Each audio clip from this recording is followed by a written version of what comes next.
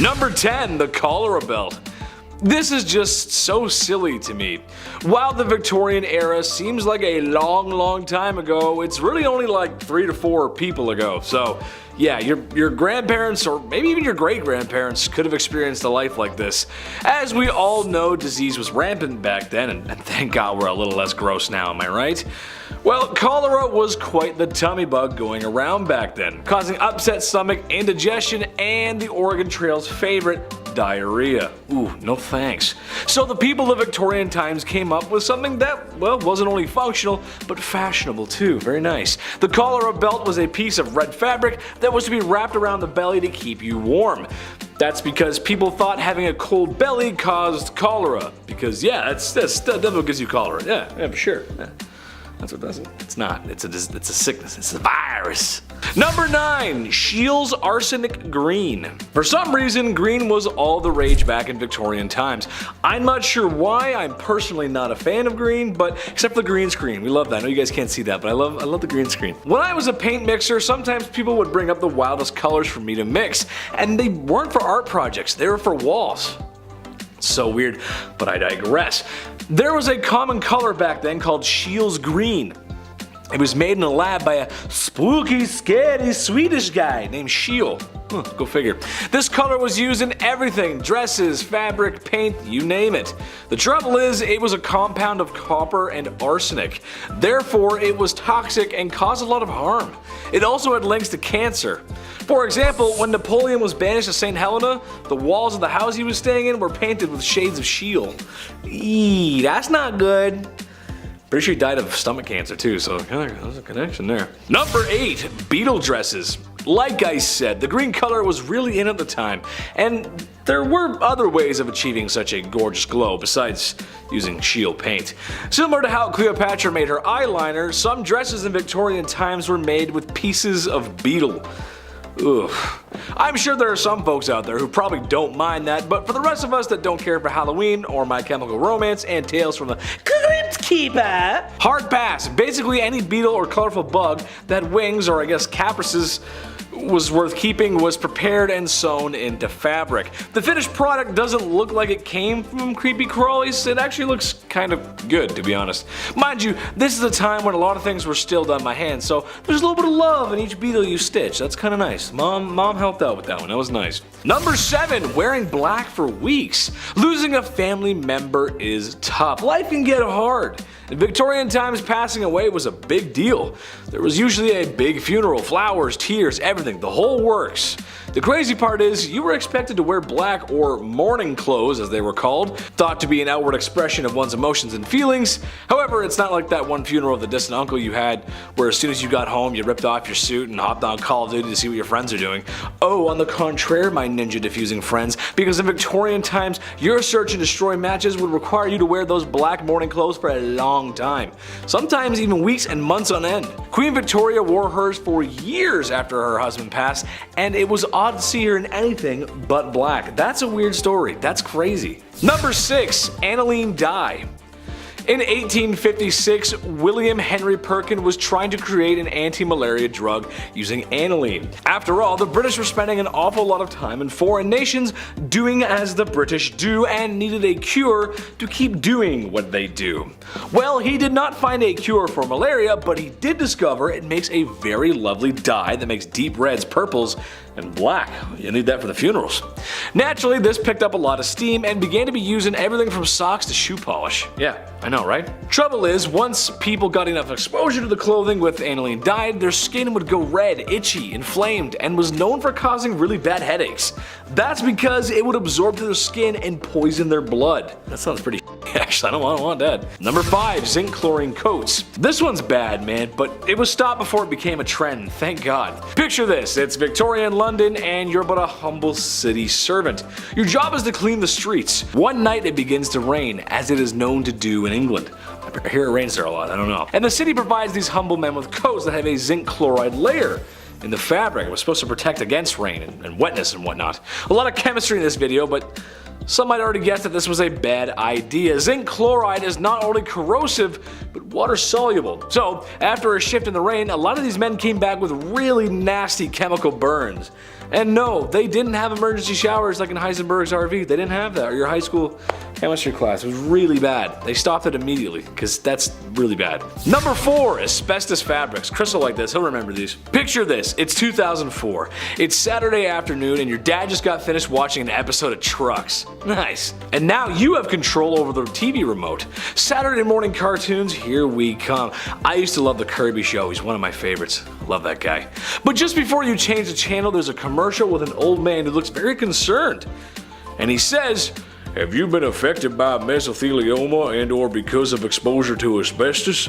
Then you may be qualified for compensation." I believe it went something like that. Maybe I should call Saul Goodman. Where's he when you need him? All jokes aside, those commercials were not joking. They weren't joking around at all because it's been known asbestos was very harmful for a long time. So yeah, it was pretty bad. Victorian times were no different. Mostly using things to protect from heat or fire, and while it did do the job somewhat, it was very harmful for the lungs. And like the old man says in the commercial, it could be cancerous, hence mesothelioma. I said it right there. I said it the first time when I was impersonating him, and now I can't say it. Mesothelioma. There it is, mesothelioma. Number 3, radium makeup. Okay, sure. I'll give you that radiation and radioactive materials were pretty much being discovered and barely understood for the time. Okay, sure. It was new. Look up Madame Curie. Tragic story there. So when the very interesting radium was discovered, it got thrown into everything because, yeah, why not? Radium makeup, radium watches, you name it, radium was in it. While at first exposure to radium, you'd be fine, not too much to worry about. However, after years of direct physical contact on the skin, yikes, there's going to be a problem. It's radioactive. It's the reason why you shouldn't get too many X-rays. Not that it's radium, I'm just saying radiation in general is not good for you. Not much to explain in this one except it was used and manufactured in women's makeup and they used it, and I'm sorry, that's just rough. Number 2, mercury hats. Mercury was nothing new in the medical field in Victorian times. It had been used in ancient China for a long time before that. And yes, it was poisonous. It was harmful to you. However, in Victorian times, some hats included mercury in their production process. Now, why is that so bad? Well, because mercury makes you go insane. Hence why they called it Mad Hatter's disease. I could not think of a worse name for a disease. Now, not that it's a fashion point, but this was also readily used for treating syphilis at the time. So something that's readily available for the public and health would wind up in closed production. It makes sense. If there's a lot of it, sure, it makes a lot of sense. But it makes people go crazy. Sorry, who's talking to me? What? No, I'm just kidding. Joke, funny. Number 1, cellulose nitrate. This one's crazy. As you can tell on this list, there's been a lot of clothes and fabrics mixed with some naughty chemicals. Naughty! Of course, this is years before OSHA or WMS, so it probably wouldn't happen today. However, this one takes the cake. When cotton, or a cotton-like product, is introduced to nitric acid, it forms cellulose nitrate, which is also known as flash cotton. Not because it takes its shirt off at an edgy concert, but because I cannot stress this enough how unstable and flammable it really is. Even the slightest heat source could set it off. There's even stories of people spontaneously combusting after being exposed to items made with such. The lights in the studio, they'd probably set it off. That's how sensitive it is. That's pretty crazy. More sensitive than your first day to prom, you know what I'm saying? Number 10, Queen Victoria. Is so bloody herself, Her Royal Majesty and Queen of the British Empire. Queen Victoria. She's responsible for a lot of things, including a nice long holiday in the summer where dads get to be irresponsible with fireworks. Nice. All fun jokes aside, she was the queen of the monarch and she wasn't the worst queen ever, but during her reign the British Empire had never really been stronger as it took part in absorbing many smaller nations into the empire. And they didn't ask nicely, if you catch my drift. India, China, and a lot of parts of Africa. Africa had a rough time back then. It was pretty hard for that continent. They all felt the wrath of the Queen's expansionist fist. It's really sad actually, goddamn. Number 9, thieves. Times, specifically in Victorian London, weren't the best. It most certainly wasn't the cleanliest place on earth, and there were orphans asking for more porridge. I don't know. I didn't read the book, guys, sorry. Lack of rights, social expectations and pressure, and a lot of double standards. Honestly, it just wasn't an easy time for women. Well, it shouldn't really come as a surprise, but thievery and pickpocketing were often done even by women though. I mean, what choice do you have at that point? The idea of ladies was so ladylike or elegant that it wasn't possible, or at least people thought it wasn't possible, that they could be criminals. What a backhanded compliment. What, a woman a criminal? I certainly don't think so, sir. It's not possible. It's very possible. There are tons of thieves and pickpockets. That's just ridiculous. Number 8, Jane Toppin. Take a trip with me to Boston. We can see Bunker Hill, Old North Church, and Faneuil Hall. Ooh, cool. We could also visit a very nice nurse from the 1880s who was taking care of the elderly. Jolly Jane, as she became to be known, was a nurse who took care of the elderly. And by take care, I mean the same way you took care of your first hamster. Yeah, not so great, was it? Now, how did he know that? I know. She would dose up the old geezers with a healthy Keith Richards-sized dose of morphine. Yeah! There's only so much rock stars that can handle that level of rock and roll. And guys, Grandma and Grandpa, they're not one of them. They can't handle that kind of stuff. After that, she would lay down with them and just like chill with the body, because that's what you do. Ugh. Before she was caught, there was an estimated 31 grandmas and grandpas not at the dinner table after having her as a nurse. I'm just gonna lay down right beside you. It's gonna be great. Just gonna lay down. Number 7, Typhoid Mary. My mom wasn't the best cook on planet Earth, but God willing she tried. You know, she really put in a lot of work. Excuse the meme here, but she makes a mean spaghetti though. God, I love mom's spaghetti. I really do. And her cookies. Oh, she makes the best cookies. Everyone should agree with me in the comments section so I can show my mom and tell her she hasn't made cookies in a while. Tell my mom to mix with cookies. It's time she makes cookies, man. They're so freaking good. They're the best on earth, I swear. Well, my mother is okay. She doesn't make up the Gordon Ramsay standards. But that's okay because no matter how well Typhoid Mary made the lamb sauce, it was always gonna make people green. As Typhoid Mary was an asymptomatic carrier of typhoid fever. Yes, that's what we're talking about, Typhoid Mary. Crazy enough, after she found out that she was asymptomatic with typhoid, she insisted upon cooking. She kept going, which got more people sick. Surprise. She was forcibly quarantined multiple times in her life. You can't make this stuff up. Please stop cooking, you're sick. I'm gonna do what I want, you can't tell me what to do. Number 6, Belle Starr. You know, for those who enjoy adult entertainment, her name kind of sounds like it came from there, right? Anyway, she was a cowgirl and outlaw in the 1880s and in the Lone Star State. She was married to an Indian and oftentimes as a couple would offer help to other outlaws needing refuge at their ranch. In 1883, her and her husband were caught trying to steal a horse. Very RDR of them. And spent time in the old slammer. They continued their outlaw ways until it all went Dutch Vanderland, meaning it didn't go very well. One day, like any other good western, a stranger had come to the ranch, kind of out of nowhere, and gave Belle Starr a taste of the law. Just happened to be with a big iron. To this day, nobody knows what happened, who the stranger was, or why she was bang bang. No one knows. No one understands. It's crazy. There should be a movie about that. Big iron on his hip, all fancy anyway. Number 5, Mary Surratt. I actually didn't know this one, but perhaps maybe our American audience remembers. Some will recall a time when America was divided in twain.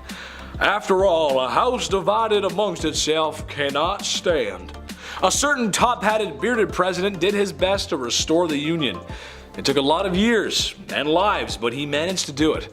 However, some were still not pleased. One John Wilkes Booth, to be specific, had to ask the president a leaded question, if you catch my drift. Well, after assassinating one of the most beloved presidents in American history, he needed to hide. You gotta hide after that. And Mary Surratt was the woman who'd let him hide. So I think aiding and abetting, as well as harboring the most wanted man in America at the time, counts as scandalous. She also had some other anti-union behavior as well. That's not good. Naughty, not very nice. Number 4, Lizzie Borden. Lizzie Borden took an axe, gave her mother 40 whacks. When she saw what she had done, she gave her father 41. Isn't that nice? Oh boy. Yes, that's right, the late 1800s teenage daughter who maybe perhaps pulled an O.J. Simpson. Nah, we're not sure, I don't know. Maybe she did not sort of brutally unalive her families. No one else was found at the scene, and then she was acquitted. That sounds just like OJ. Which, given how women were treated back in the day, is kind of strange because it just feels like women who were clearly not guilty were punished for stuff they didn't do, and women who were for sure guilty, get off free. Her alibi was that she was in the barn when it happened, and then she walked to the house and Mom and Dad, what's going on here? Let me just wash off my bloody shorts here. What? Who did that? What? That's crazy. Number 3, Mary Ann Cotton. Marriage can be tough, sure, but Mary Ann Cotton is the reason today you can't collect on life insurance when your spouse mysteriously, get your finger quotes out, mysteriously passes away. It all started when she predicted the passing of her stepson, and then it happened. That's weird. After that, it was her husband here and then another husband there, and well, it's starting to get a little fishy, don't you think? Well, once these unexpected passings were looked into, they all had something in common, something in their tummies. Arsenic. Yes, she was getting rid of her husbands and then trying to claim the insurance money. Evil, but ahead of her time, like 50 years ahead of her time. That's insurance fraud. That's interesting. And well, it's also like cold-blooded, calculated unaliving, you know, but insurance fraud too. Number 2, Tilly Kilmick. Okay, how about a literal psychic who knew when all of our late husbands were going to pass? In the late Victorian era, Tilly Kilmick was first found predicting the passing of scruffy wild dogs in the ghettos of Chicago. It's kind of a weird thing to say, like, yeah, see that dog? That dog's not gonna make it. The dog? No, he's not gonna make it. Anyway, somehow she always knew when they were going to expire. Then it was her late husband of 29 years.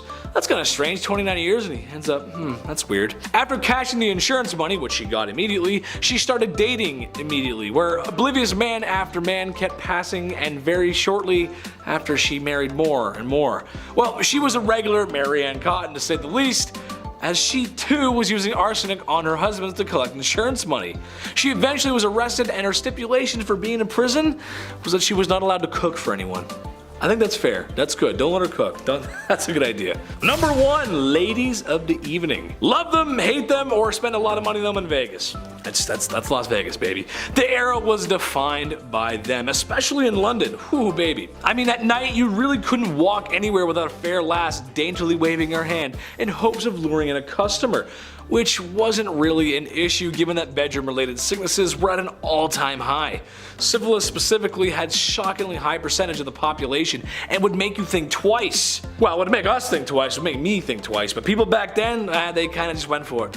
Right, is something wrong with you, love? I don't care, let's go anyway. Getting us started at number 10 is top hats. A top hat is an iconic image. You can see them in old black and white movies or on logos such as Mr. Peanut. But why were top hats created, and why were they so trendy? Well, there's multiple reasons actually. Men and women were already wearing hats and bonnets to protect their heads from rain, wind, and the soot from local smokestacks. As a result, hats were already quite a trendy wear. However, the true reason for its popularity is what it represented. The top hat quickly became symbolic of status, power, and masculinity. From 1850 to 1900, men wore top hats for business, pleasure, and formal occasions. Certain colors were even associated with certain times of day. For example, a black top hat was for day or night, making its wearer feel taller, more handsome, even suave. Some were even reported to be a height of 12 to 14 inches tall. Top hats, amongst other hats of this era, also required ridiculous upkeep, such as being brushed, boiled regularly, powdered, etc. They also tend to contain mercury poison. As time progressed, we found other ways to overcompensate as well as accessorize our heads, so it's easier to see why the top hat never made a comeback. Number 9 in the countdown is women and their flirty fans. When you see a gentleman caller across the room, you may want to send him a hint that you're picking up the vibe that his top hat is putting out. What better way than subliminal messaging with an item you're already carrying? In Victorian times, women carried fans due to fainting spells, which were really just the result of their excessively tight and heavy garments, something we'll cover later in the video. In 1827, a fan maker from Paris, Dovelroy, published a leaflet explaining the language behind the uses of a fan. Some examples were twirling the fan in the right hand meant that I love another. Meanwhile, drawing the fan across the cheek told someone special that I love you. A fan half opened and pressed to the lips gave permission for a kiss. However, it is rumored that the less romantic truth is that the fan etiquette, such as as Duvalroy's leaflet, was invented in order to boost the sales of fans in the 19th century after they had fallen out of fashion following the French Revolution. Irregardless of rumors, it appears in olden times some people were using fans to get hot rather than cool down. Speaking of keeping it cool, next in our countdown at number 8 is bottomless underwear. While showing a bit of ankle may have made you a harlot, in the Victorian era every woman was walking around with crotchless undergarments. But these strange underoos were invented with a justified purpose. Due to the amount of fabric layers, steel crinolines, and tight bodices and dresses, women of the era didn't really have time to spend an hour undressing before nature calls. By creating undergarments that had holes aligned with the wearer's groin, a woman's only mission would be to hoist up as many layers as she could before popping a squat. Don't be fooled, however, that wasn't exactly easy either. Some of you may wonder what happened if Aunt Flo paid a visit while a woman was wearing an open bottom undergarment. Well, in Victorian times, menstruation hygiene was perceived very different, and women quite literally let it flow. If you want to learn more, search that one up on your own. As fashion evolved and women wore fewer and lighter clothes in the early 20th century, pulling down undergarments from underneath bustles and cages was no longer a nightmare, so the crotchless undergarment was soon abandoned once more. But now it does make sense why everyone loved the high-kicking can-can dancers in 19th century Paris. Morning garb, and I don't mean pajamas, is number 7 in our countdown. Known as the monarch of mourning, Queen Victoria influenced how grieving women dressed and behaved in Europe and the United States after the passing of her husband in 1861. She famously mourned him for 40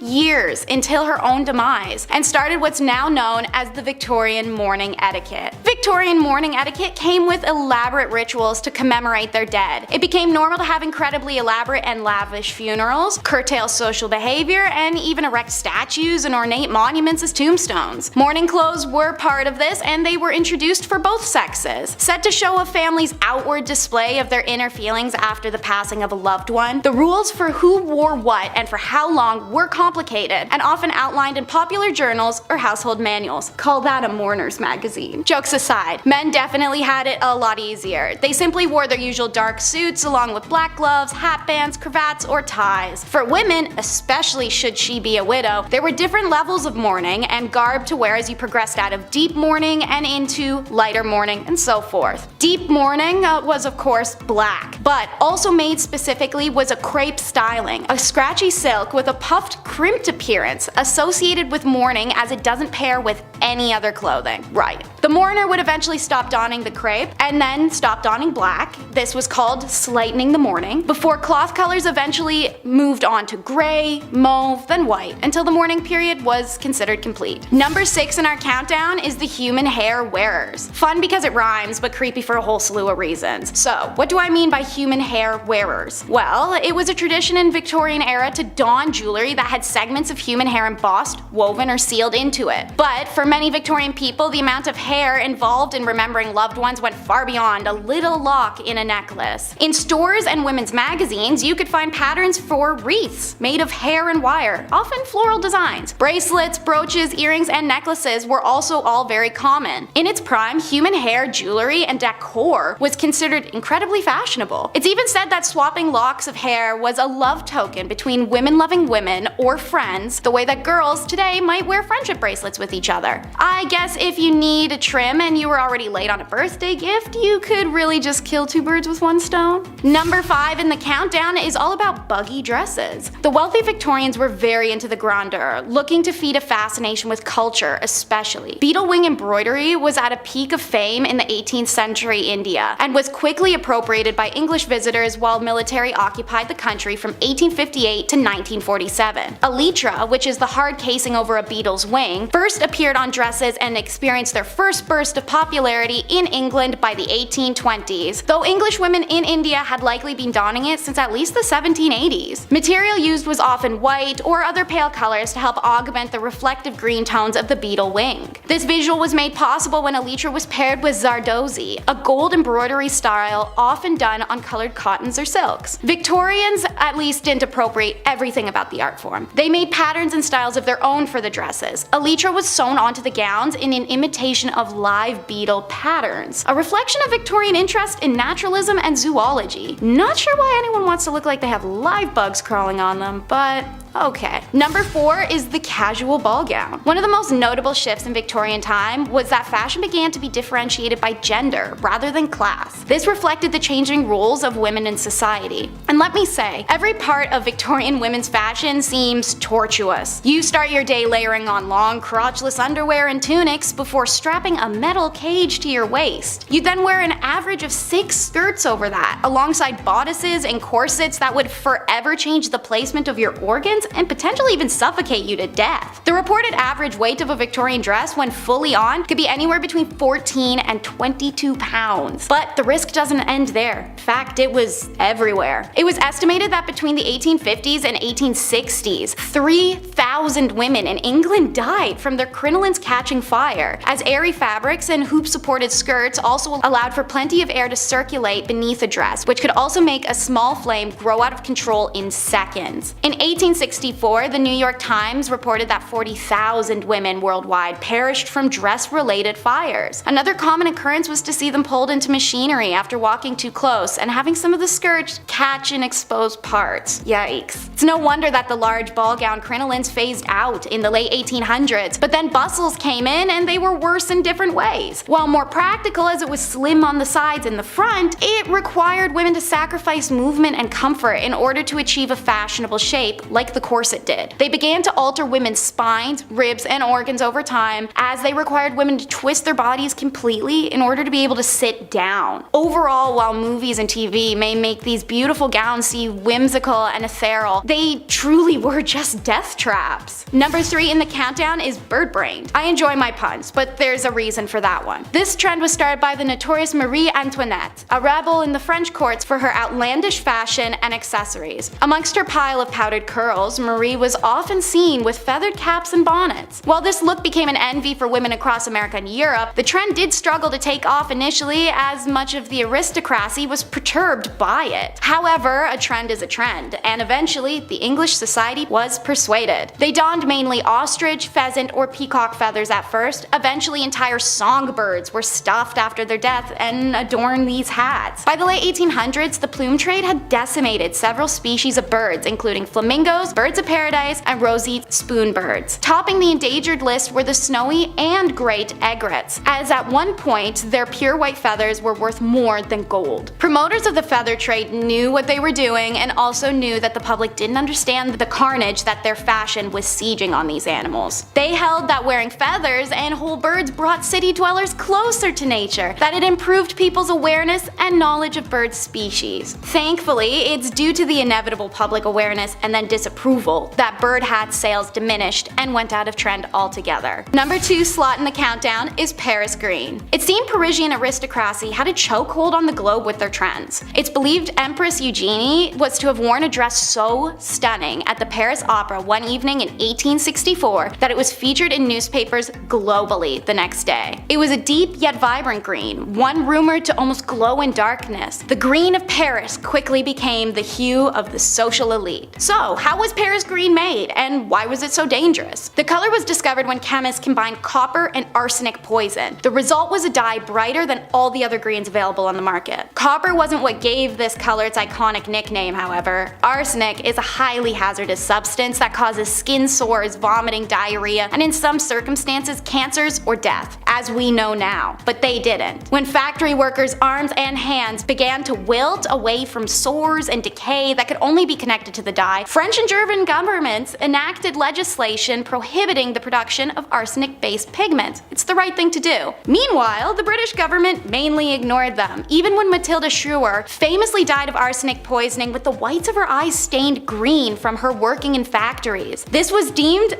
accidental poisoning by the government at the time. Paris green remained popular in England until, ironically, it just went out of trend. It's a little bit of an abrupt ending, honestly. No justice for those exposed in workplaces or compensation for suffering, but nothing takes the cake quite like the Victorian trend of looking dead, which is number 1 in our countdown. You'd figure people look dead enough as is, inhaling arsenic and mercury from their clothes and shoes and hats constantly, let alone their home decor, but looking dead was the fashion of the day. This look was specifically modeled after how tuberculosis affected you. Pale skin, watery eyes, red lips. While this disease was decimating the lower status, higher status women recreated it with makeup and arsenic consumption. You heard me right. In order to get pale skin, women consumed arsenic. In order to not die from arsenic, the consumer had to follow a careful process, eating small doses to build up a tolerance. Now, arsenic is addictive, so if they at any point stopped the consumption, they would experience withdrawals such as vomiting, stomach pains, convulsions, hair loss, nervous system failure, kidney failure, delusions. The list goes on. Some women were stuck taking it for the rest of their lives. For the desired watery eye look, women would put citrus or even perfume in their eyes. Some went farther, using belladonna flower, also known as deadly nightshade, for longer lasting tears. However, being poisonous, little wonder why blindness was widely reported as a symptom of belladonna drops. No wonder it did such a good job. Red lip paint included? You guessed it, more poison. In this case, usually lead. All of these poisonous products would contribute to illnesses and facial decay. Death was of course a long-term side effect of the usage once poisoning reached its crescendo. Suffice to say, while you may really want to fit in, some trends are not worth getting on board for, especially if they'll slowly melt your face off. Number 10. Knocker upper. Alright, sounds a little different than its actual purpose. Hear me out. Alarm clocks, they're not great, right? They suck, no doubt about it. Now take the alarm clock and assign that job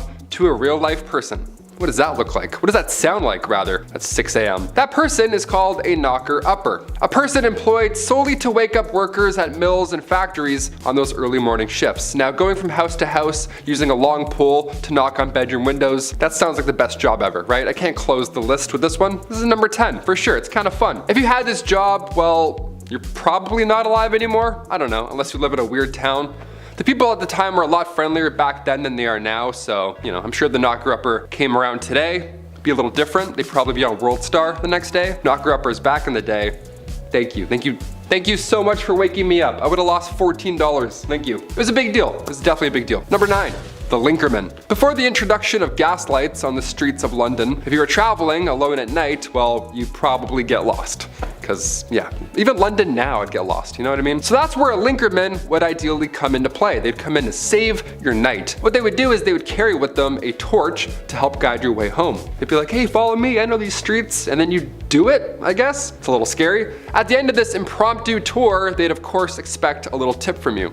Of course, thank you for lighting my path and getting me home. Cheers. Here's 1 nickel. It's actually a lot back then. Here's 1 penny. There we go. They weren't so bad. They were generally pretty helpful in getting you from point A to B, whilst also being able to see 1 foot in front of the other. That doesn't hurt, especially in Victorian London. You get to step on a dirty rat. That'll be gross. It's like a friend walking you home, only you don't know them. And it's the Victorian era, so probably pretty unsafe. 50-50 if you're gonna make it. And their charge was usually 1 farthing or the equivalent of a quarter. The linkerman, like a lot of the jobs on this list, was actually featured in a lot of art and literature from that era. And there were even a couple famous linkermans, like Lawrence Casey, for example, who was the personal linker boy for the courtesan Betty Careless. Imagine that, your arm must be so strong with that lamp all day. Ooh, it's just like, oh, I can't put it down.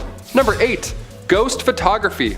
1800s ghost photography. Apparently it was a theme or a vibe, I don't know, but there were people that would take the photos of these ghosts. So at one point you would be hired as a professional ghost photographer. On paper, here's your tax returns, that's what I did. The camera, of course, was a hot new invention back then, so tales of ghost and spirit were easily believed, especially when you have a photo of a see-through woman. That probably helps sell your tale for sure. Like, here she is. It's like, that's mom. That's definitely not, you just did that in the back room. I don't believe you. A big name in the ghost game was that of William Thomas Stead. He was born in 1849, so now he's for sure a ghost. Stead was the son of a Congregationalist minister, and at the age of 22, he was appointed as editor of the Northern Echo, which was a regional newspaper in Darlington. Yeah, this British medium, Richard Borsonal, featured a photo of W.T. Stead and a spirit. Imagine that. Imagine a day where somebody was awarded the Nobel Peace Prize and they also posed for photo ops with ghosts. Like, can we pick a lane? Science or not? What are we doing here? Number 7, grave designs. Graves, but make them cool, Customize your own pit in the ground. That's fun, that's grim. In the late 1700s, cholera, bacterial infections, pretty much anything floating around your mouth and eyes, it was spreading and it was bad. Not a good thing to ingest. Not an ideal time in history. Many were biting the bullet at this time, of course being gravely ill. But with this came a dark, new, fun trend. Yeah, here we go. The safety coffin. Yeah, let's make your own coffin, DIY. These coffins, God forbid, you were buried alive, while these safety coffins would allow the dead to rise again. Yeah, some Tony Stark guy in the back's like, if you push this, the body will pop back out and come to life. It's like, Really? A lot of these coffins were built with extra comfort on the inside and of course a wire, the safety backup wire. This wire ran through the coffin, through the ground, and attached to a bell on the outside on the ground. So if somebody was walking by and they heard a bell ringing beside a gravestone, first of all, it's haunting, well, they know something's up and they can get them out. But folks would get creative with their safety coffins. They would ask the inventor to make them crazy things, like a man named Robert Robinson from Manchester. He had some odd requests. He passed away in 1791, but he instructed his family and watchmen to open the special door on his coffin after he passed. This special door would reveal a layer of glass. Yeah, so if anybody saw any condensation, well, you know he's still alive and get him out. Only he wasn't alive. And now we just have the world's scariest exhibit, just a real life dead man. Let's close that back up forever. I don't want a glass coffin, that's disgusting. Number 6, rat catcher. I mean, obviously you know what's gonna happen with the name the rat catcher. It's gonna make a lot of you out there squirm in your seats, and I apologize in advance. Hit that thumbs up, you know, let's even out the energy. Rats in Victorian England, they were a massive problem. They were everywhere. Every nook and cranny of your home probably had a dirty, fat rat just sitting there with its weird teeth looking at you. From the basement to the pipes, everywhere. It was literally a big problem. There was even an account of them spilling over from royal parks. So imagine that. So of course there's a problem. So of course where there's a problem, there's now a job, right? Someone's got to do something about it. Rat catchers were pretty famous throughout the Victorian era. I mean, of course, brave souls, and they were highly praised in society, but the job obviously wasn't too glamorous. You'd be going into dark, dirty places where rats would make their homes, and we'd catch them, and you'd often have to kill thousands of rats every single year. And then deal with that. I don't even know how you deal with those bodies. I was gonna say bones, ew. More often than not, rat catchers would use other animals like dogs and ferrets to help them hunt down the rats. So you have your own little animal posse hunting down other animals. You would feel pretty good. You'd feel like the king of animals almost. Probably not, eh? It's probably a disgusting job. You probably hate it every day. Number 5, matchstick makers. The idea of a lighter wasn't really a big thing back in the Victorian era, obviously. I mean, they definitely existed. The first lighter was invented in 1823, but it wasn't like the ones we have now. Not like those Bics that still don't work. It wasn't a portable thing. The first match was invented in 1805, but it kind of sucked. And the first friction-activated match came around much later in 1826. This one here changed the game for good. They were made with white phosphorus, which is of course extremely toxic. But they didn't have machines to make these matches. No, it was of course done by people, young women. It was only women that had to do this, and in the worst of conditions, of course. And before you ask, no, they didn't understand protective gear. Well, they did a bit, but even so, women didn't get that kind of luxury, right? They didn't get that treatment. These girls would have to eat their lunch at their workstations, meaning they would probably end up ingesting said white phosphorus the entire shift. History is horrible. Number 4, resurrectionalist. All right, back in the day, medical schools who wished to study the human body only really had access to the bodies of criminals who had hit the end of their line, right? You're not gonna go dig up someone's wife and be like, hey, mind if I study her? He's like, no, please. There actually weren't too many of these bodies around to begin with, which led to a good price for bodies that were in, well, reasonably good condition to, you know, study up close, other than being, you know, deceased and disgusting. This wasn't exactly the greatest idea, sure, I'll admit that. Now you've probably created an opportunity for people with no morals or empathy to go and dig up fresh graves. And that's exactly what happened. People would become their own resurrectionalist. It's a cool name for a god-awful profession, if you want to call it that. The problem was so bad that people had to protect, like they had to guard the graves of their recently deceased loved ones, or else these guys would come in and try and dig them up and sell your nana for like 20 bucks. You have to stay there for 4 nights and guard her. That's crazy. No one should have to do that. The Victorian era sucked. No one should have to do that, or this next one here. Number 3, train engine cleaner. Yeah, this one's gonna suck. It sounds yucky already. For this job, you were required to get into, of course, pretty tough positions to, well, clean the engine of a train. Train engine cleaners would have to get inside a small hole in the engine of a train and shovel out all that coal that was left over. Yeah, as if shoveling the coal in wasn't bad enough, now some guy's gotta crawl under and shovel it all out. Nope. They go underneath the train with a dusty ash pan and they work away all day long and nights. These guys would spend their days shoveling 5 to 6 tons of coal into the furnace of the steam trains and then spend their nights climbing into the same furnace to clean it out. Every time I watch the Polar Express, it's always so magical, you know, it's always a great time. But even on the Polar Express, there's a guy shoveling coal all night long on Christmas Eve. You know what I mean? That's how bad this job is. Magic can't even save it. Couldn't even picture a worse job to have with this goofy back. Imagine that. Imagine me doing this all day. No way. Wouldn't make it 1 week. Number 2, funeral mute. Ah, yes. Death. Happened quite a lot back then. I thought being a pallbearer had a lot of pressure, you know, don't drop them, all that kind of stuff. Victorian London saw many, many funeral mutes. Now, Oliver Twist, one of the lousy jobs in that tale was that of a funeral mute. Oliver Twist is like, this one sucks. Well, it really sucks. Mutes were required to dress, of course, in all black with a sash while carrying a long cloth covered stick, and your job would be to, well, to stand and mourn and not say a thing the entire time. You'd have to stand at the door of the recently deceased home and just welcome death. Just embrace it. You have to be death. The mascot for death is now you. Horrible. In Victorian London too, you're gonna breathe in a fresh, rotting body. Nice, that's good. I have about 4 days left, thank you. And after that point, you would lead the coffin all the way to the graveyard. Nice and slow, like you were leading a marching band. Only it's not music, it's death behind you. And finally, number 1, a chimney sweep. I remember doing this when I was a kid. Okay, I got some questions now. I'm gonna make some phone calls after this list. I had to do this when I was a kid, but back then it was a lot worse. It wasn't a chore, it was an actual job. This was a terrible job to have in Victorian London, obviously. Chimney sweeps were famously young men, guys. I can't say anything else here, but they were young lads. That's it. History is pretty horrible, right? You could fill it in. 1840 was a good year, all things considered, because a law was passed that made it officially illegal for anyone under the age of 21 to climb in and clean a chimney. Nice. I was 18 cleaning my chimney at home. I had no idea. I could have busted out this law and been like, actually, 3 more years, Dad. See ya. Just moonwalk out of there. I'm not cleaning anything. Just the kitchen for now. I'm not using that tiny little brush. Why do all chimney sweeps have a tiny brush? Give them a bigger brush, you know? Kick it off the list at number 10, smoky behind. When somebody tells you that you're just blowing smoke, it means that you're lying, okay? You've now been given exaggerated information of sorts. Well, back in the 18th century, they literally had to blow tobacco smoke at your behind. Yeah, weirdest work break ever, I'd say. So why did we perform magician enemas back in the day? What was the deal here? Well, tobacco smoke enemas were used to treat quite a few symptoms, or they thought so, including a common cold. These enemas came in these fancy kits with a fancy rubber tube. It was all fancy because it was an honest medical practice at the time. It was done by legit medical practitioners. This is the funniest part. The idea was that the tobacco smoke could warm up a soon-to-be deceased body. The nicotine would stimulate your adrenal glands, jolting you back into good health. The best health, might we say. And the way they would do it in the mid-1800s was by just blowing smoke and just waiting, seeing what happened. We're figuratively and literally blowing smoke. That's the origin of that saying. Fun fact there. Imagine doing that today. Like, I think I dislocated my shoulder. What do I do? He's like, one sec. Number 9, alarm clocks. While the medical world was one threat in Victorian times, apparently so was the technological side. Who knew? We obviously didn't have reliable alarm clocks back in the 1800s, obviously, but we did have jobs. So in order to get up on time, lamplighters or knockers would come by and tip you off.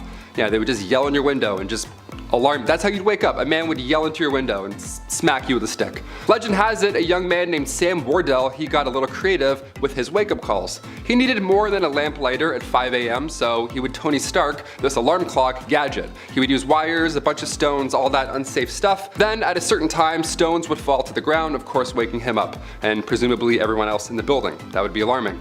Well, Christmas Eve 1885, tragedy unfolded. A few friends had come over for a holiday visit, so Sam had to move some furniture around, rightfully so, to make room for, windmills and breakdancing, whatever they did in Victorian Christmas times. The next morning, he forgot to put things back in the small apartment, and the obvious happened. The rocks then fell on him while he was asleep. Yeah, that probably doesn't feel too good. I thought iPhone alarms were jarring. I take back everything I've ever said. Number 8, relaxative. Okay, so right off the bat, the Victorian era was a little messy. I'm sure you've gathered this by now here on Bumblebee. But these messy new illnesses were putting lots of pressure on medical practitioners, so they were desperate for these new treatments. We laugh at Victorian medical treatments, but they tried, okay? They at least tried. They also achieved many medical breakthroughs as well. But when it comes to handling chickenpox in the Victorian era, well, that wasn't one of them. That was not our finest hour. Chickenpox in the Victorian era was being treated by using laxatives. Yeah, let that sink in for a moment. I have chickenpox. What should I do? Well, try some laxatives. Yeah, folks would slam some castor oil and then, ready for this? They would get even more sick. Who would have thought? You thought you were uncomfortable before, castor oil. Yeah, chug that, and then now you're even weaker. Now you're dead. Number 7, backed up. Let's say it's the Victorian era and let's say you're constipated, right? It happens, you know? Well, bad ideas will most likely follow, if you didn't already guess that. According to Merck's 1899 medical manual, small amounts of strychnine were prescribed to those who were constipated. Yeah, the strychnos nux vomica was thought to better the gastric functions. Even a small amount of this stuff would attack your respiratory system. You'd contract, you convulse, it's horrible. It'd be a painful way to go out. It's much, much worse than being constipated. Any day. I would much rather be constipated than any type of strychnine. Are you kidding me? Number 6, leeches. I grew up with hearing problems. I've been around the block with earaches, ear infections. I had ear tubes numerous times, all that jazz. So I feel really bad for the folks in this next one, okay? I hear you. Pun intended. In the Victorian era, medical practitioners would say to use leeches for your ear infections. That's the number one trick they don't want you to know. There it is. Once they're attached to you, the idea was that they can numb pain while at the same time providing proteins and peptides to its host. So on paper, again, the idea made sense, but the science didn't quite follow, did it? It wasn't entirely hopeless though. Recently in 2004, the FDA reintroduced leeches to the medical world, yeah, because their bite can break up blood clots and induce blood flow. So it's not entirely hopeless. We talked about leech collectors on this channel before, so of course we have to talk about more of the science that they were hoping to achieve with it, right? Also, I worked at a retirement home when I was 16. I thought that job sucked. Imagine being a leech collector? No way. Number 5, cat attacks. If I had to pick, I would of course say I'm 100% a dog person. I'm sorry, I grew up with 2 cats, I'm allergic. I grew up with 2 dogs, not allergic. Dog guy all the way, sorry. Cats are cool, but this next story just totally freaked me out. Back in 1870, this rich woman had put her time, energy, and resources into cat breeding. How lovely is that? She had tons of cats, she loved all of them, and they loved her. Again, I'm allergic, so I'm already sneezing just reading about this story. It was the 1800s, okay? A lot of candles, everything was obviously extremely flammable, and disaster hit often in Victorian times. And in 1870, a fire broke out at this young woman's home. The cats were trapped inside the house. Now, they made it outside, don't freak out or anything, they all made it out, but by the time the 2 maids had kicked the door open to rescue said cats, they had gone full primal. They were afraid, they were freaking out, they were just scratching their way out through anyone and everything. The fire in the house had obviously scared them, so when the doors were open, these 2 maids were both sadly attacked by all of these cats.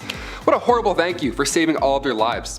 I pulled my cat's tail when I was younger. I learned real quick, never to do that ever again. Number 4, hiccups. Today we have many cures for hiccups. Yeah, you gotta get scared or hold your breath or drink water like while you're doing a handstand. I don't know, everyone's got weird ideas, whatever. But nothing was as dangerous as the Victorian era hiccup cure. Yeah, ready for this one? Don't try it. This one's scarier than a jump scare, that's for sure. In 1899, again, in the good old Merck medical manual, it recommended using chloroform to cure your hiccups. Yeah, just completely damage your entire nervous system and poison your kidneys, for sure. To get rid of hiccups, that's way better. This 19th century anesthetic was not a solution. Never try this. Continue scaring your family and friends. That's definitely the way we handle hiccups now. Number 3, tapeworms. Back in the Victorian times, they really figured out the trick to weight loss. Yeah, was it watching what you eat, maybe counting your steps, maybe getting a gym membership, something like that? Nope, nope, and no way. No, it was way easier than all those things combined. Can you believe that? And you didn't even have to pull back on how much you were consuming. Doesn't this sound fascinating? What is this? Well, all you needed was a handy tapeworm. Yep, I don't have one. I don't know why I pointed. That'd be gross if I had one. Yeah, tapeworm. You know those things that can kill you today if you get one?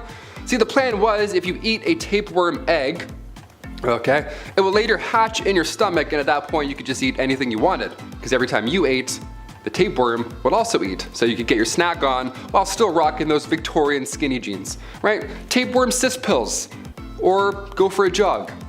Your call.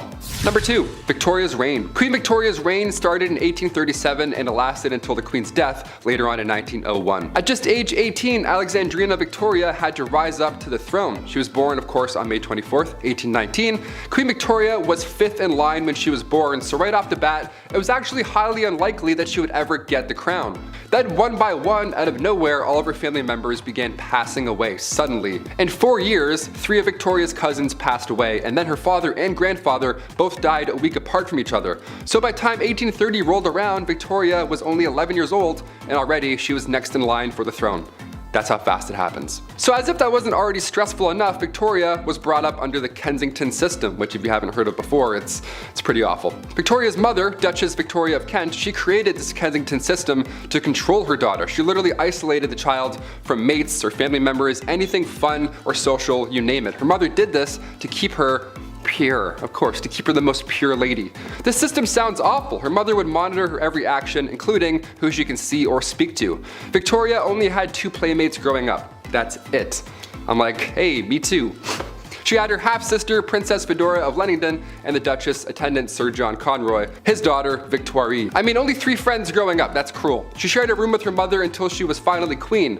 Yeah, she couldn't walk down the hallway alone at any point. She had to always walk with her mother by her side, even to the washroom. That's crazy.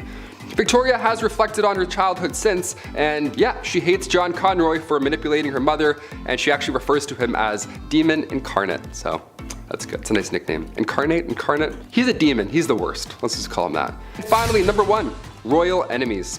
Being the queen and all, a security team is of course needed at all times. And during her reign, there were multiple attempts to harm the young Queen Victoria. The first attack was back in 1840. It was a young guy named Edward Oxford, and he attacked the Queen's carriage. Just ran at it like a crazy guy. Obviously, and thankfully, nothing happened. But when Edward was later accused of high treason, he was actually found not guilty due to insanity. Then a couple years later, in 1842, it happened again, but this time it was 2 men attacking the carriage. And then in 1849, her carriage was attacked by William Hamilton.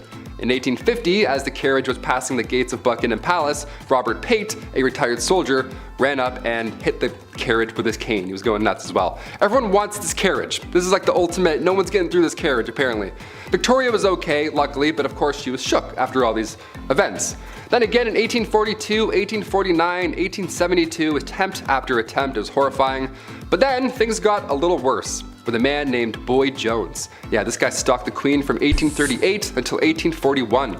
This guy somehow managed to break into Buckingham Palace more than once. He knew a way in just to Buckingham Palace, which should never be a thing in the first place. And the weird part is here, Boy Jones, once he was inside the palace, he would hide under the Queen's sofa. And he would also just sit on her throne for hours, just hanging out.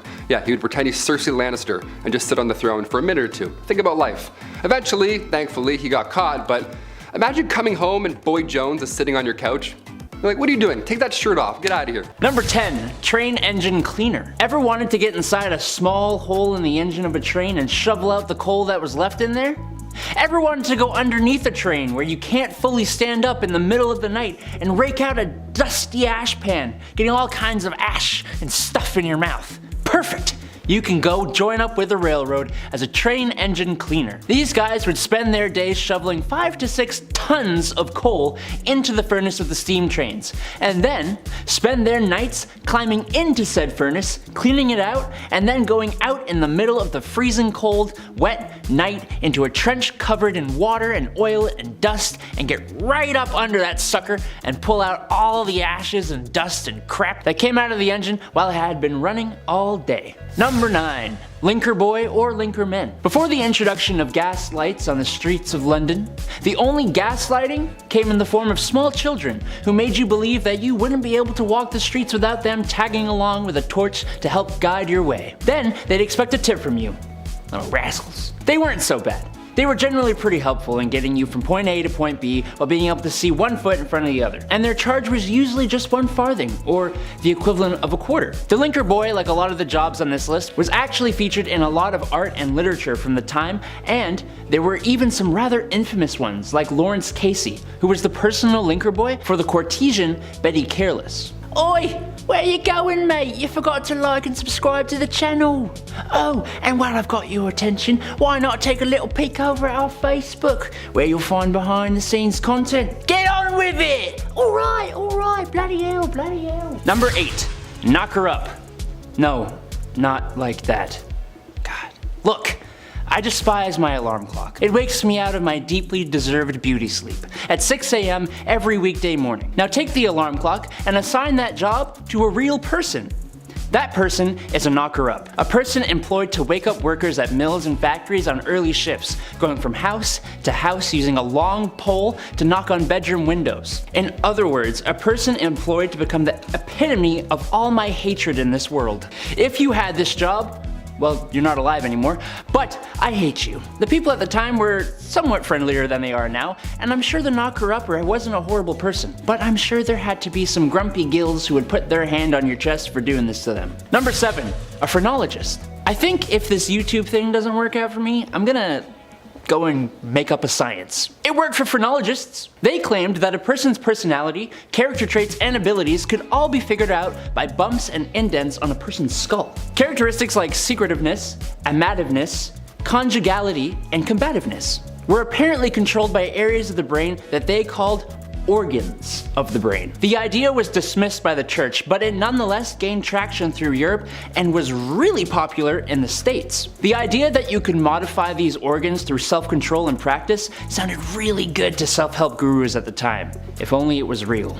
Number 6, a dog whipper. Looking for someone who absolutely despises dogs and doesn't mind being despised by the rest of us.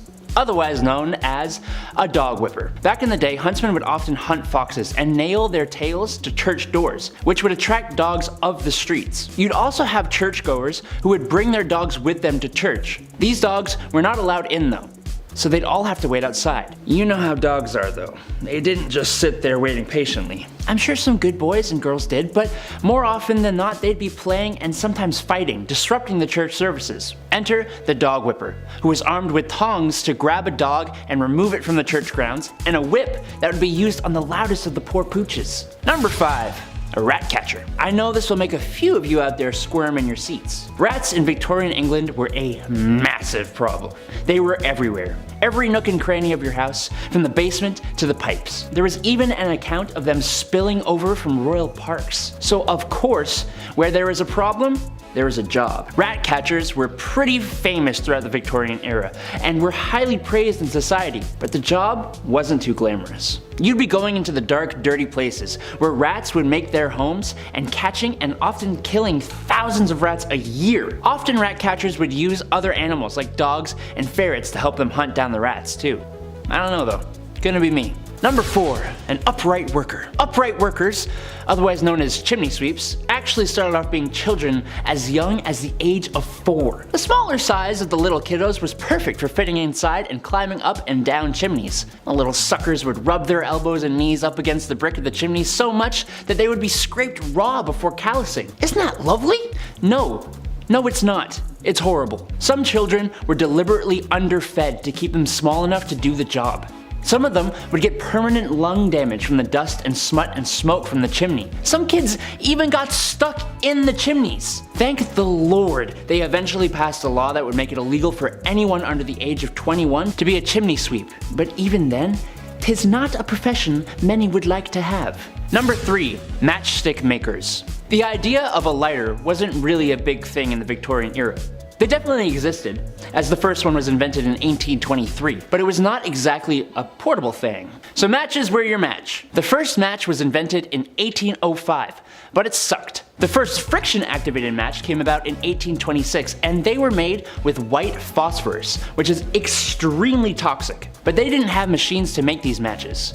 No, it was actually mainly done by teenage girls. And in the worst of conditions too. Forget protective gear. Oh, you want to take your lunch break away from the highly toxic white phosphorus? Oh no. That's right. These girls would have to eat their lunch at their workstations, meaning they would end up ingesting the white phosphorus. Yes, my favorite seasoning. Number 2.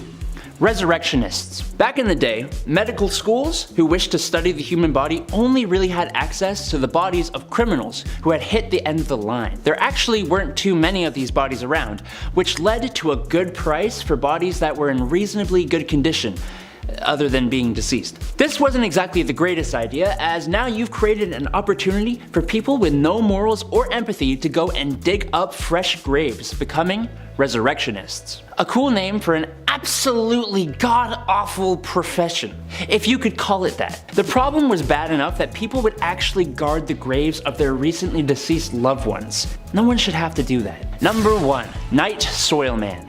Alright, if you need me, I'll be depositing my night soil over in the toilet. Poop.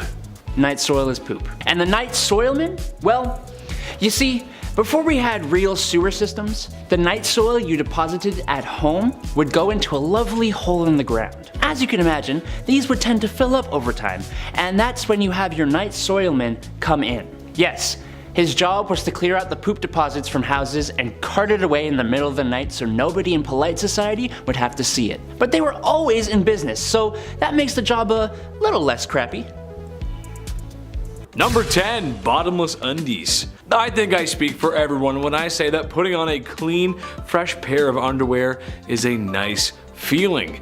Gone is the brown underwear that was once white of yesterday, replaced with fresh, loving linen of today. Now, if you're also like me, then you probably have some underwear with holes in it. I'll throw them out eventually, I'll get around to it, just wear them a few more times first and then I'll get rid of them. But did you know that some ladies' underwear in the Victorian era had no bottoms? Yeah. Part of the many layers of clothing that women were wearing back then, their underwear had no bottoms, which to me is the whole point of wearing bloomers in the first place. You gotta keep your business warm and packed away. I just don't understand what the point of having it all hang out is. That's just stupid. I don't know. Number 9, no razors. There's a joke about the 70s, George W. Bush, and garden hedges here, but I'm gonna let you fill in the blanks. Basically, this is a time in history where you cannot hop in the whip and drive on over to your local hair razor dealership because there ain't no whips and there ain't no CVS, or Shoppers Drug Mart if you're Canadian. Today, you can buy disposable razors pretty much anywhere, and there's multiple models for doing so. When things get hairy, you got options.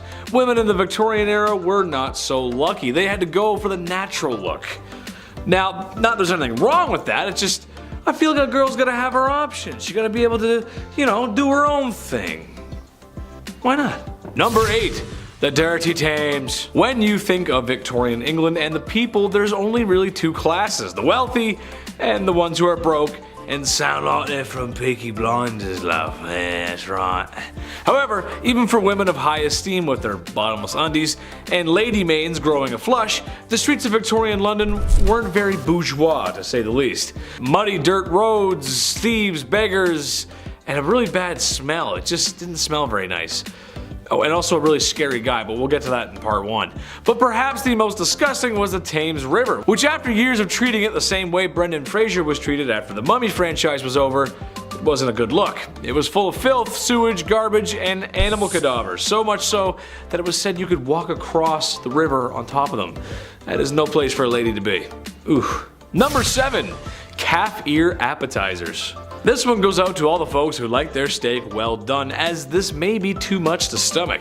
Given the way food was prepped and handled back then, I would agree with most folks that cooking the devil out of your meat was probably just the safer bet.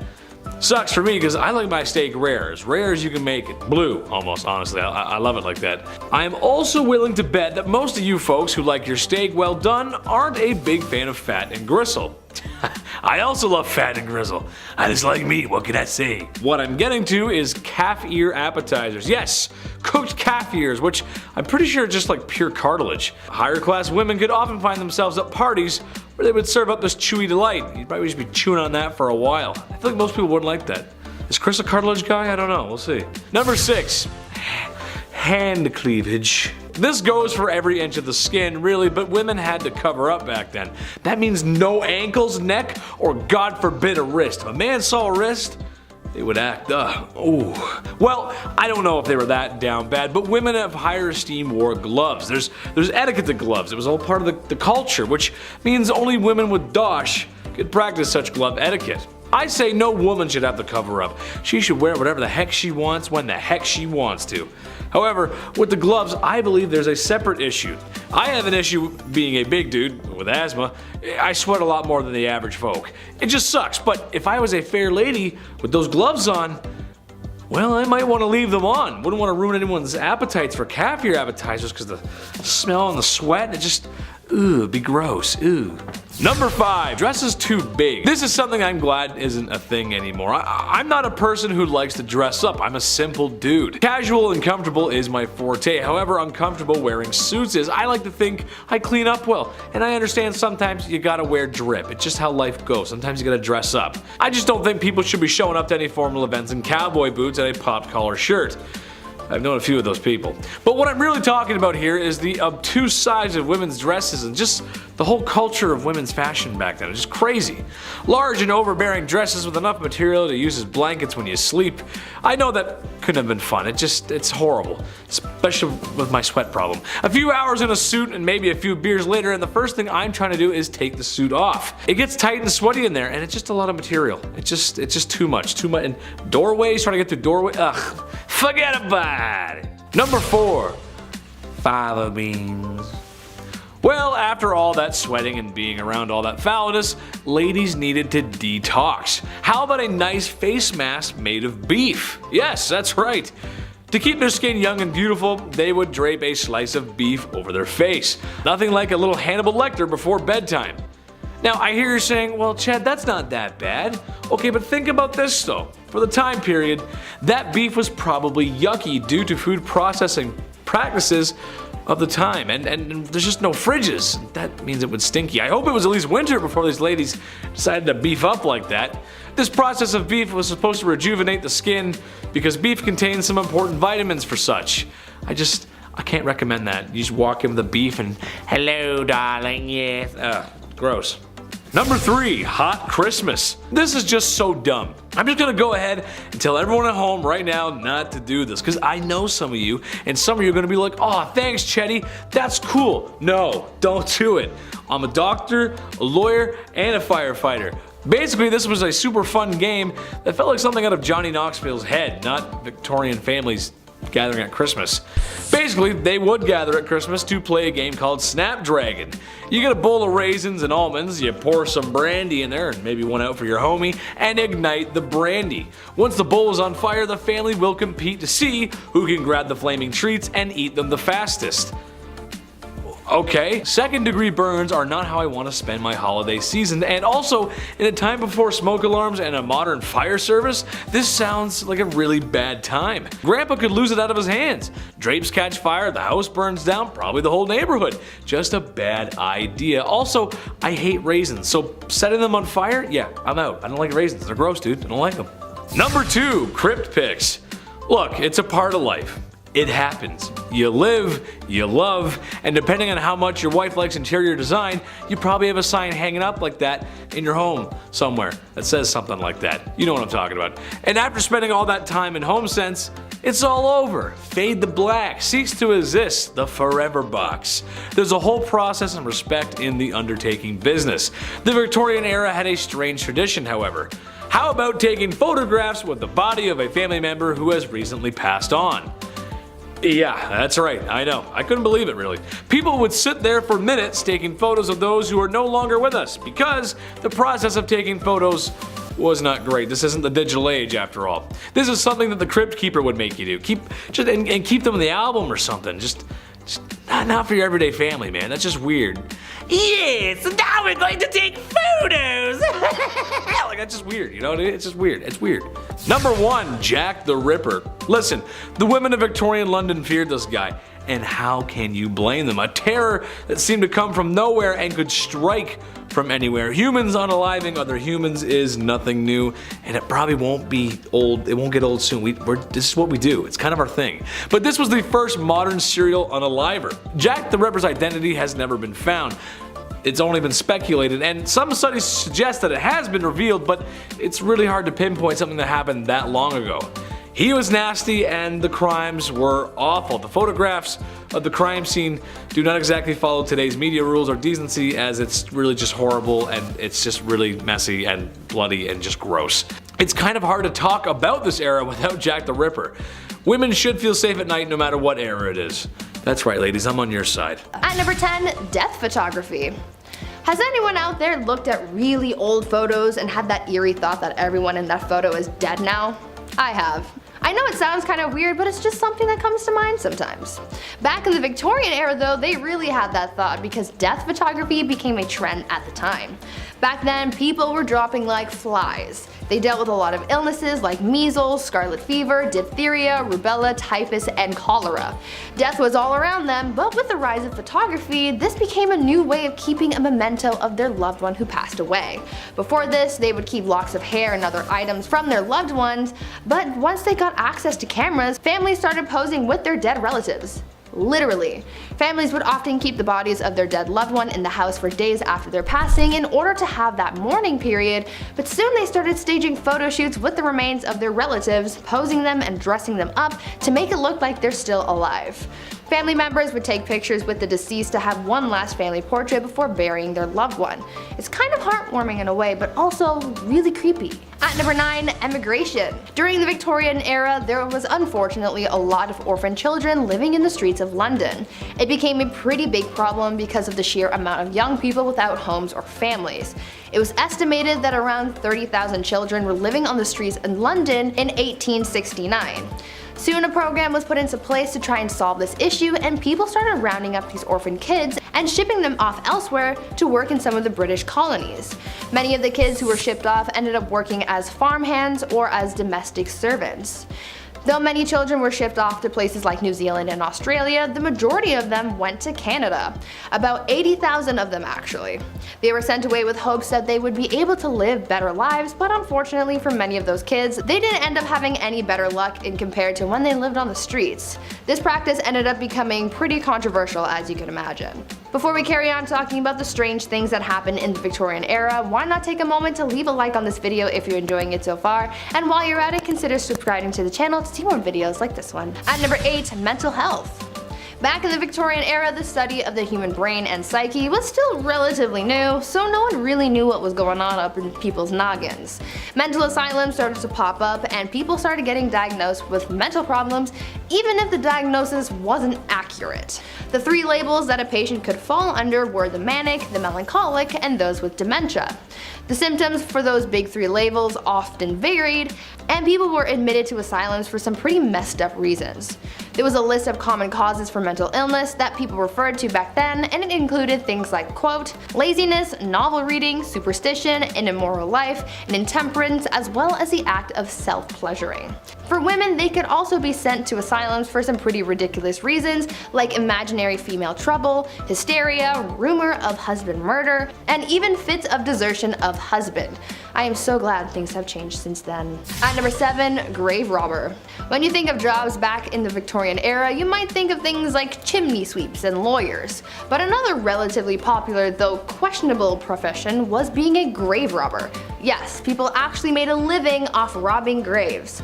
As people studied medicine, they needed cadavers to practice on, but there was a law saying that only the bodies of those who had been executed for a crime could be used as a cadaver, and since the laws changed to include less and less crimes having death penalties, soon people started running out of cadavers to practice on, and this gave way to the boom in the grave robbing industry. People could make a pretty penny for snatching bodies from cemeteries and selling them to medical professionals and students. Fresher bodies went for more money, and the grave robbers not only made money off the sale of the cadaver, but they also charged a fee, so they ended up with a little extra cash in their pockets. Eventually, the grave robbing business became such a big problem that cemeteries started installing watchtowers and guards to prevent people from getting away with the dead. At number 6, beauty. I've talked about this before in some past videos, but the Victorian era was famous for its strange beauty practices, so I just had to include it on this list. You're probably familiar with the makeup from the Victorian era. Women often painted their faces white to look as pale as possible, but even though they believed it made them look beautiful, it also did a lot of harm to their health. The white face paint that women would use was lead based, and as we all by now, lead makes you dead. But this white lead paint isn't the only thing that harmed people's skin. Women would also wash their faces with ammonia to make their skin look paler. At night, women would rub opium on their faces, and if they were really dedicated to their beauty regime, they would also ingest arsenic. They were literally poisoning themselves in the name of beauty. Women would also use mercury on their eyebrows and eyelashes, and would use lemon juice or belladonna in their eyes, which could cause blindness in some people. Once again, I'm glad things have changed. At number 5, no divorce. Nowadays, divorce is quite common. All you have to do is sign a paper and you're done. But back in the Victorian era, before the Matrimonial Causes Act of 1857 allowed divorce, people had to find different ways of getting rid of their spouses. After all, just because there was no divorce doesn't mean that everyone was happy in their marriages. It turns out that in order to solve their problems and get rid of their spouse, people would just sell their wives, either in public or in private sales. Most of the time, a man would take his wife to the town square and just sell her off to a new man. According to some records, some women had the power to veto a sale, and sometimes it was for cash. Though I think the cheapest that a wife was ever sold for was a pint of beer. This wasn't necessarily bad for the woman, because if she was sold to someone else, things could sometimes work out and she could live a better life with a better spouse. And if she didn't, then she would just get sold again and get to try her luck with a new man. And number 4, food additives. These days, people are becoming more and more concerned with artificial additives in their food. All natural, organic, pesticide, and hormone-free food is becoming more and more popular, but back in the Victorian era, people were putting all kinds of additives in their noms, and a lot of it was really, really bad for you. Like, we're talking deadly. Chalk and alum were often added to bread dough to make it whiter, and sometimes pipe clay, plaster of Paris, or sawdust was added to the mix as well. Red lead was sometimes added to cheese, lead was added to cider, mustard, wine, sugars, and candies. Copper sulfates were used in preserving fruits, jams, and wine. Mercury was used in candies, and even ice cream was made using a water and chalk mixture.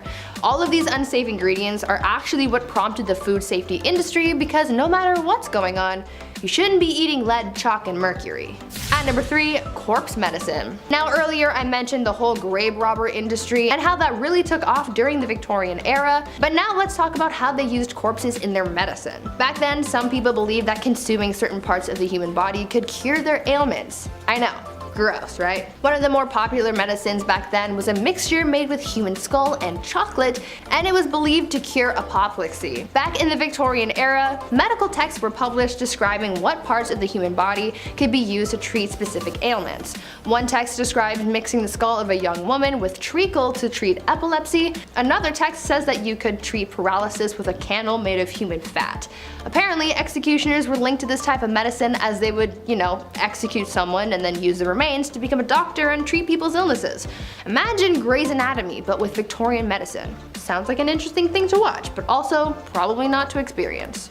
At number 2, mummies. Speaking of dead people though, people from the Victorian era were oddly fascinated with mummies. I mean, I can understand the fascination to a certain extent because they're old and cool, but of course, these people just had to be extra weird and take that obsession with mummies to heights that they didn't need to be.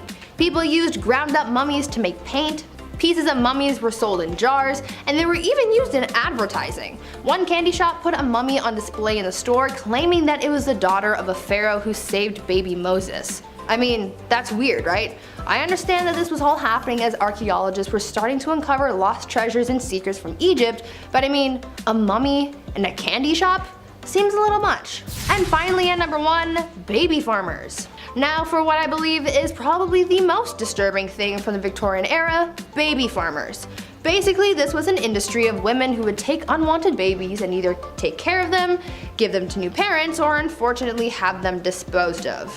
One famous case of the darker side of baby farmers comes from a woman named Amelia Dyer. She was known to have charged women a lot of money to take their babies off their hands, but unfortunately the children wouldn't survive Amelia's care. It is believed that Amelia was responsible for the passings of hundreds of babies, making her one of the biggest monsters of the Victorian era. Number 10. No calling, no gifts. This is a time in history when men were told to be gentlemen and women told to be ladies. Naturally, that came with some weird social practices. For instance, women were discouraged from accepting gifts from men. Personally, I like to give my girlfriend flowers and chocolate. I'm a classic guy, what can I say? Can't go wrong with that. However, even if a handsome silver-tongued devil such as myself were to give some flowers and the finest dark chocolate a 7-Eleven has to offer, and a most promising woman were to accept said gifts, she may not be able to call me back. Literally because, well, the phone isn't exactly a thing yet, and also because that's something else women were just discouraged from doing. Call on a man? No way, Jose! Even if he is super nice and waiting for a genuine response. One etiquette guidebook from 1882 called any woman who calls on a man ill-bred and positively improper to do so. I like when people give me flowers and chocolate. Maybe call me sometimes, I'm a little lonely. Number 9. Act like a lady. How dare ladies do anything unladylike? Ugh, said every man ever in the Victorian era. This is a time in history when ladies gotta be ladylike. That means makeup, corsets, and don't you dare do anything masculine. Oh, that's me angry. This is still a time when food isn't the greatest either, so imagine if you got an upset tummy at the dinner table. Happens to me a lot. You've got a handsome prince that your parents have arranged for you to marry. When you go to greet him, you do it with a simple gesture, as kneeling to curtsy could turn your linens a certain shade of embarrassment that 1800 stain cleaning technology could never wash away. You'd poop yourself. Where's Billy Mays when you need him, right? How dare women do such things as go number 2, or even worse, break wind? Oh, the nerve. That's just the way it went, folks. I don't make the rules.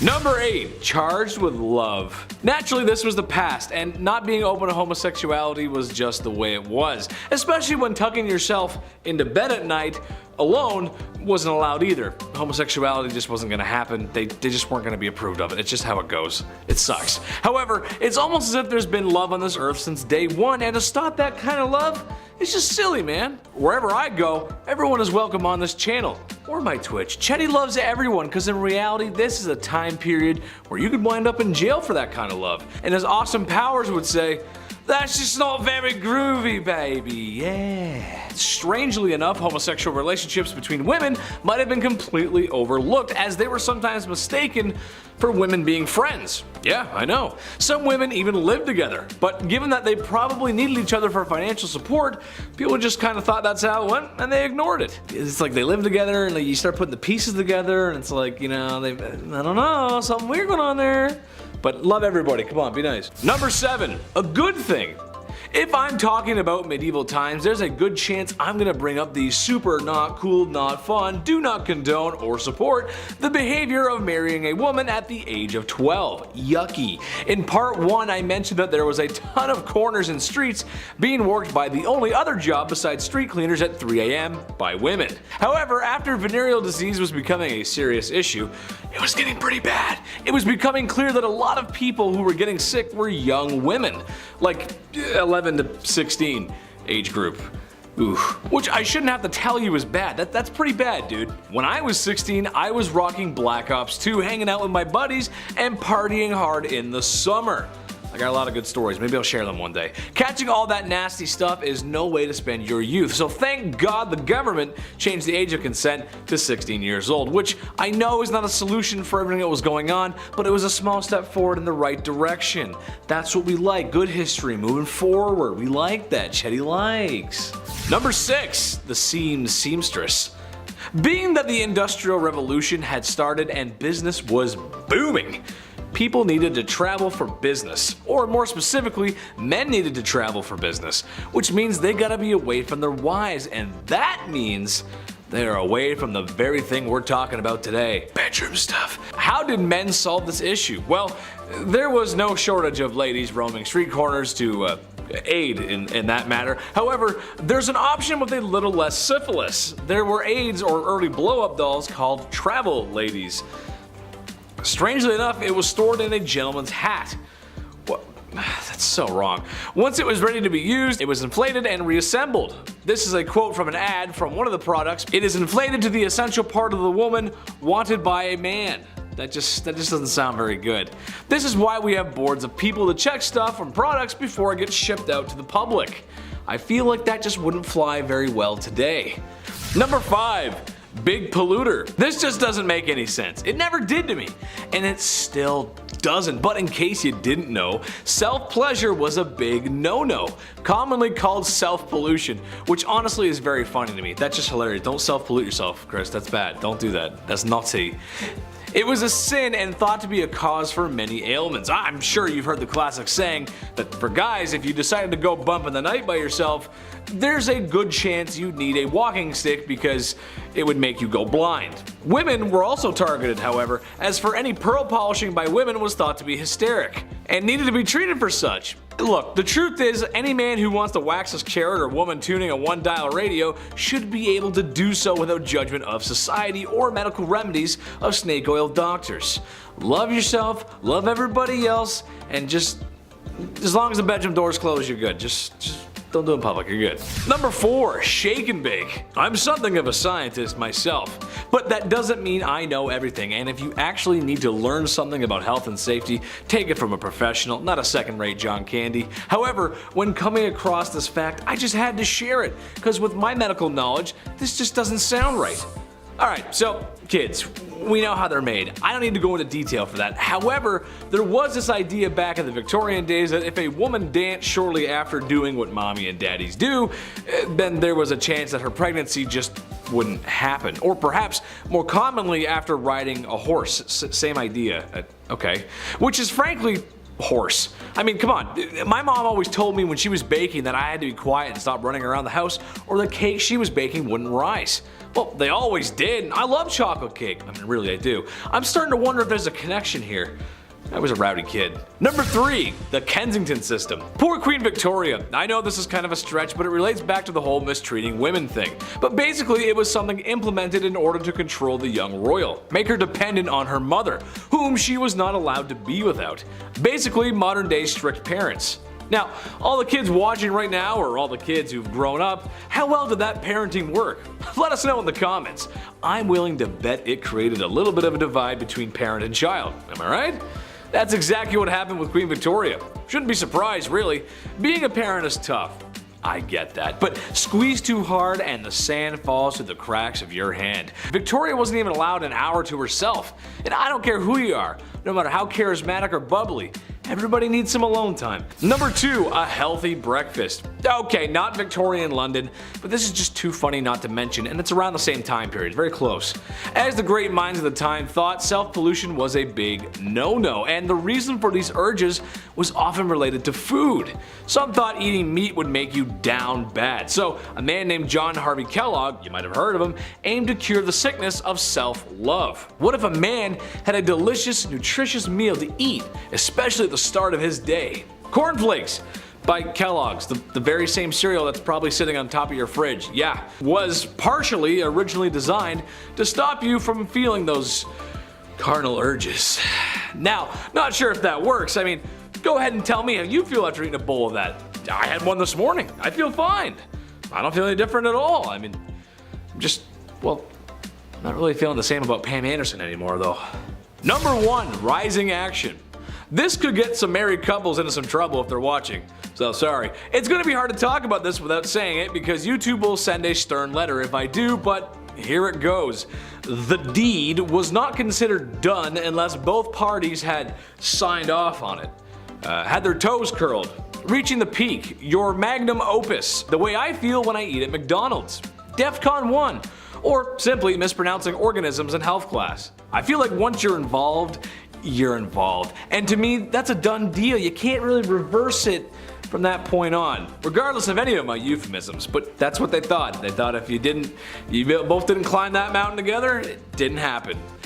'Cause science.